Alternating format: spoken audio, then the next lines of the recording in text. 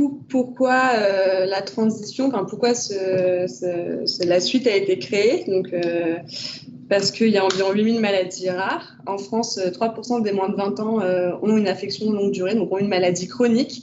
Avec les progrès de la médecine, 90% des enfants avec une maladie rare ou chronique atteignent aujourd'hui l'âge adulte. Donc, c'est pour ça qu'il est important de s'occuper de la transition. Donc, pour rappel, la transition, ce n'est pas juste le moment du passage chez un secteur adulte, mais bien tout un processus, toute une période étendue du début de l'adolescence vers 13, 14, 15 ans et jusqu'à l'arrivée en secteur adulte. Donc, à Necker, pourquoi on s'est intéressé à ce sujet d'autant plus, c'est qu'il y a 4 filières de santé maladies rares, 33 centres de référence maladies rares, dont 17 centres coordonnateurs, environ 4000 maladies rares prises en charge, donc sur les 8000 existantes à peu près, et environ 4000 jeunes de 13 à 25 ans qui viennent chaque année pour leur suivi. Donc le programme La Suite a été créé suite à la deuxième rencontre maladies rares qui ont eu lieu à Necker en 2014. Ensuite, à cette journée, il y a eu l'opération Pièce jaune qui a financé du coup les travaux de l'espace La Suite, qui se trouve dans l'ancienne bibliothèque de l'hôpital. Ensuite, ça a été financé aussi à 50% par la PHP et 12% par deux autres financements d'autres mécènes. Et voilà, et on a aujourd'hui le soutien toujours du mécénat et de la direction de l'hôpital Necker pour faire fonctionner La Suite. Donc l'objectif de La Suite, c'était d'apporter des solutions transversales pour répondre aux questions communes des jeunes de 13 à 25 ans. Donc sur Necker, il y a beaucoup de pathologies, beaucoup de services représentés. Donc les choses communes. Oui, parce que il a l'air graphique. Pardon. Donc, ce qui a été trouvé en commun chez les jeunes, c'est les problèmes, les questions qui revenaient, c'était le problème d'image corporelle, du corps altéré, donc l'image de soi, l'insertion scolaire et socio-professionnelle, la sexualité, transmission, hérédité, l'autonomie, rencontrer d'autres pairs, l'information sur le secteur adulte et l'observance des traitements. Donc, pour essayer de répondre à ces différentes questions, ils ont été créés des outils numériques, donc un site internet, La Suite Necker, dans lequel on peut retrouver des vidéos, des tutoriels sur comment faire un bon transport, comment faire un premier rendez-vous. Il y a aussi des témoignages de patients et de professionnels du secteur pédiatrique et professionnels du secteur adulte. On peut également trouver des checklists comme par exemple, qu'est-ce qu'il faut ramener le jour de du premier rendez-vous en médecine adulte. Et, voilà. Et il y a également une application, La Suite Necker, qui, elle, est destinée vraiment à tous ceux qui ont une maladie rare ou chronique. On peut mettre les contacts des médecins et des gens qui nous suivent, ces traitements avec une alarme et ces rendez-vous. Donc, en gros, c'est un répertoire, une alarme et un calendrier, mais tout réuni en une application pour un peu gérer sa santé et essayer de devenir autonome. Donc voilà, et c'est également un lieu convivial, coloré, de 177 mètres carrés quand même, dans Necker, qui a été inauguré en 2016. Donc dans ce lieu, on aide les adolescents et jeunes adultes à prendre soin de leur corps altéré, à préparer leur transfert vers l'hôpital adulte et à devenir adultes et autonomes avec la maladie. Donc, pour ce faire, on a plusieurs professionnels qui viennent régulièrement, donc avec consultation individuelle, donc de gynécologie pour les jeunes filles. On a un psychologue pour l'orientation scolaire et professionnelle et des projets d'avenir en général. Et après, on a beaucoup d'ateliers de ressources autour de l'image de soi et du corps. Donc, on a une socio-esthéticienne, une conseillère en images, une styliste médicale depuis peu, du shiatsu, du sport, de la relaxation thérapeutique et du yoga. On a aussi des ateliers collectifs, ponctuellement, sur les droits sociaux avec des assistantes sociales de l'hôpital qui prêtent leur temps. On a aussi un atelier sur les relations aux autres à l'adolescence avec la gynécologue et une psychologue. On fait une formation premier secours avec le SAMU. Des rencontres avec des professionnels pour parler de l'avenir et un atelier autour du style et de l'image de soi avec des vêtements. Voilà. On accueille aussi de l'éducation thérapeutique, donc ça c'est organisé par les équipes des différents services et par l'unité transversale d'éducation thérapeutique, mais ça peut se passer à la suite et on peut aussi prêter nos ressources, nos intervenants. Et enfin, on a 2 box qui peuvent être à disposition des équipes s'ils veulent faire des consultations conjointes de transfert.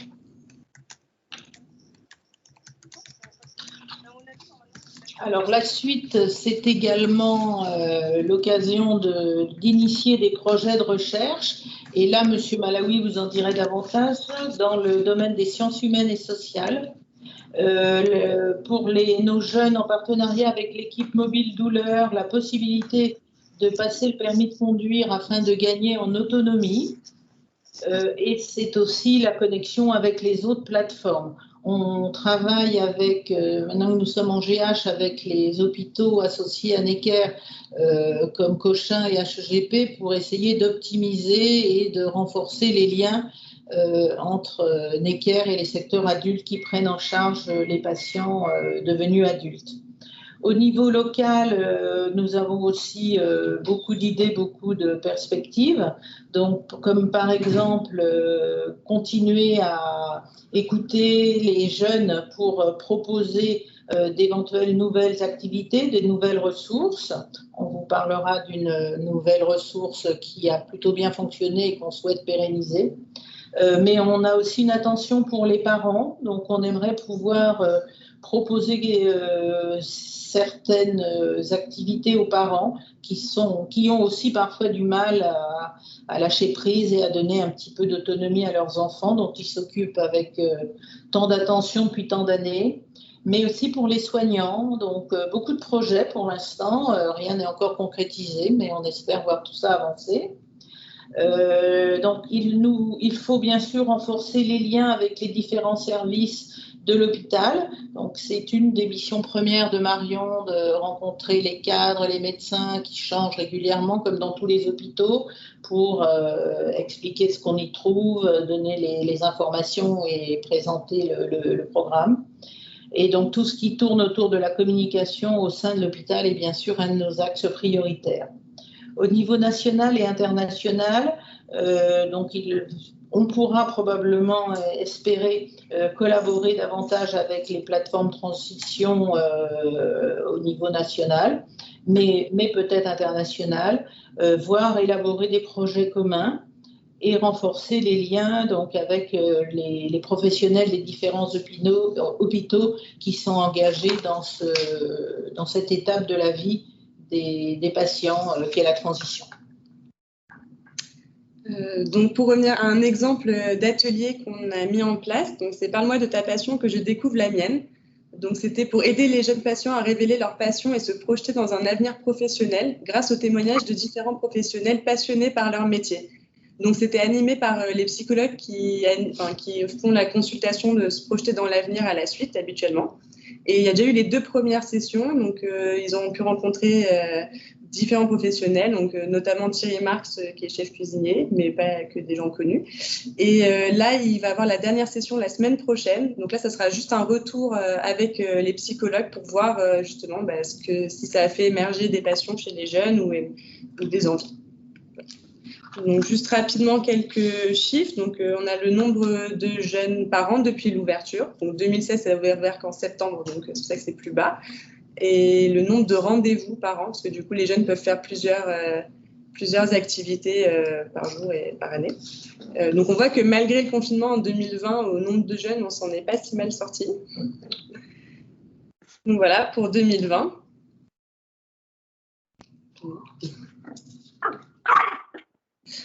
Donc on a eu 176 jeunes en 2020, dont 126 sont venus pour la première fois à la suite en 2020. Donc on touche de nouvelles personnes chaque année.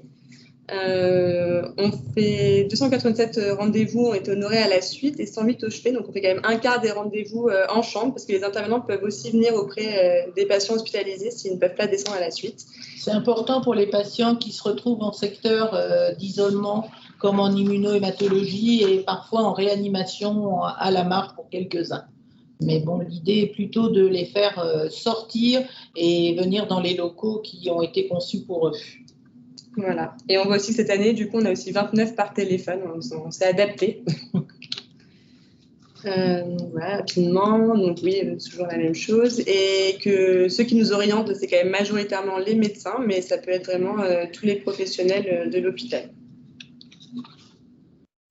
Alors, cette année a été un petit peu compliquée avec un certain virus.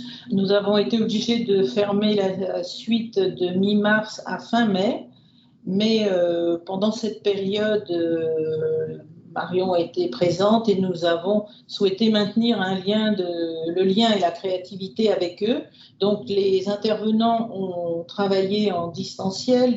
La socio-esthéticienne a créé des tutoriels qui ont été diffusés sur les moyens, tout comme la conseillère en images, pour permettre aux ados de continuer à avoir le lien, à poser leurs questions et à avoir des réponses.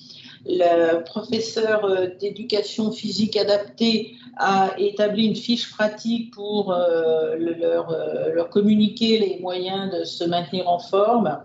La gynécologue et la psychologue ont même réalisé des entretiens téléphoniques pour ceux qui en ont exprimé le besoin. Donc,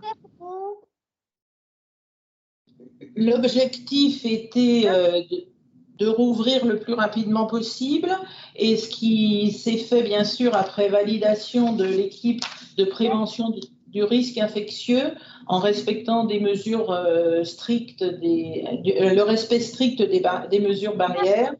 Donc tous les intervenants ont été équipés et formés sur les bonnes pratiques de manière à reprendre les consultations individuelles et les ateliers collectifs en respectant le chiffre de 6 en rapport du nombre de mètres carrés et du système de ventilation de nos locaux.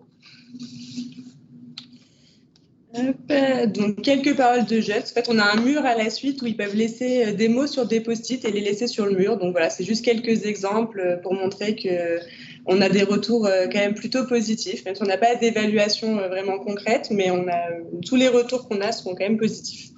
Donc voilà. Hop. Donc ça, c'est une carte des autres plateformes. Donc j'espère ne pas en avoir oublié, mais voilà, pour montrer que depuis l'ouverture de la suite, cette idée a fait son chemin et qu'il y a plein d'autres structures, pas forcément pareilles, qui fonctionnent pas pareil que la suite spécialement, mais que la transition intéresse voilà, beaucoup d'hôpitaux et d'équipes en France.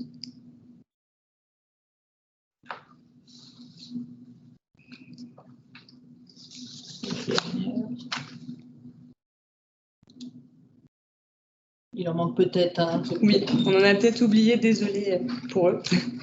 Et voilà. Et enfin, merci du coup à tous ceux qui ont permis de concrétiser ce projet. Voilà, donc au niveau de l'hôpital, des mécènes, l'ARS, les pièces jaunes. Voilà. Merci beaucoup de votre attention. Merci beaucoup de cette belle présentation et qui donne envie, je suis certain, pour ceux qui ne sont pas encore allés à Necker, visiter la suite de le faire. Alors, je vous propose à ceux des nombreux auditeurs, s'ils ont des questions, de les envoyer par chat et puis on les sélectionnera. J'aurais bien une première question à vous poser. Vous évoquez dans les projets l'importance du lien avec les parents. Et alors là, c'est peut-être le pédopsychiatre qui parle. On sait combien finalement la transition, finalement l'accès à l'autonomie, le fait de se détacher va être possible si l'attachement est sécure. Comment vous envisagez un petit peu les actions que vous pourriez mettre en place justement pour accompagner les parents dans ce moment qui est loin d'être facile, et vous l'avez particulièrement bien noté, quand ils se sont occupés de leur enfant depuis des années, à la fois en tant que parents, quelquefois même en tant que soignants. Voilà, j'aimerais bien avoir un peu les idées sur les choses que vous allez mettre en place. Alors, on avait pensé déjà à des groupes de parole avec des psychologues, voilà, des groupes pour réunir les parents et qui discutent entre eux, en groupe de parole. On avait aussi de la méditation qui a été pensée, qui devrait se mettre en place, et du shiatsu en fait en duo avec le parent et le jeune. Voilà, c'est les praticiens shiatsu qui nous ont proposé ça et ça avait l'air pertinent de faire un lien. Voilà, pour faire un shiatsu en même temps pour recréer du lien entre eux. Et voilà. Donc, c'est 3 idées d'ateliers pour l'instant qu'on a pour les parents. Lors des journées d'éducation thérapeutique ou sur les métiers, les parents se sont rencontrés et échangent beaucoup entre eux, même si la pathologie de départ de l'enfant est tout à fait différente. Et pendant que les adolescents étaient occupés dans un atelier, le prof de shiatsu a appris quelques parents et on a senti que ça pouvait être une demande qui intéresserait peut-être pas l'ensemble des parents, mais qui serait peut-être bénéfique de manière un peu plus large. C'est pour ça que notre projet s'oriente pour cette année dans cet axe-là. Oui, parce qu'en plus, on a beaucoup de retours de parents qui disent en fait ils ne prennent pas soin d'eux, ils n'ont jamais pris le temps de prendre soin d'eux parce qu'ils sont tout le temps avec leur enfant et du coup, c'est vrai que ça leur a beaucoup plu le shiatsu, rien qu'une séance, ils étaient contents d'avoir cette chance de prendre enfin un moment à eux. Oui, c'est très intéressant, merci. Alors, l'autre jour, je ne sais pas si vous étiez là lors des mots d'accueil et Vincent Nicolas Delpech, le président du réseau, évoquait les grands axes forts qui vont être donnés à MEF. Il y avait bien évidemment l'adolescent et on est en plein dedans avec cette espèce de transition, mais il y avait aussi tout ce qui était de l'ordre de la périnatologie avec la question de l'attachement et je crois qu'on pourrait avoir des liens entre la transition et finalement l'attachement dans le cadre de la maladie chronique et on sait bien combien c'est une source d'achoppement et qu'il faudrait être vraiment dans la prévention finalement pour que cette période de transition se passe le mieux possible. Encore une question ou deux, je n'en vois pas qui ont été inscrites. Bon, un immense merci. Et vous évoquez aussi l'opportunité que tous les centres qui se sont créés, les structures qui se sont créées autour de la transition soient partenaires pour des projets de recherche, pour des idées, etc. Alexandre Bello va nous parler tout à l'heure de l'espace lyonnais. Moi, déjà, en tant que chef de pôle, je suis complètement partant sur ces possibilités, sur ces opportunités.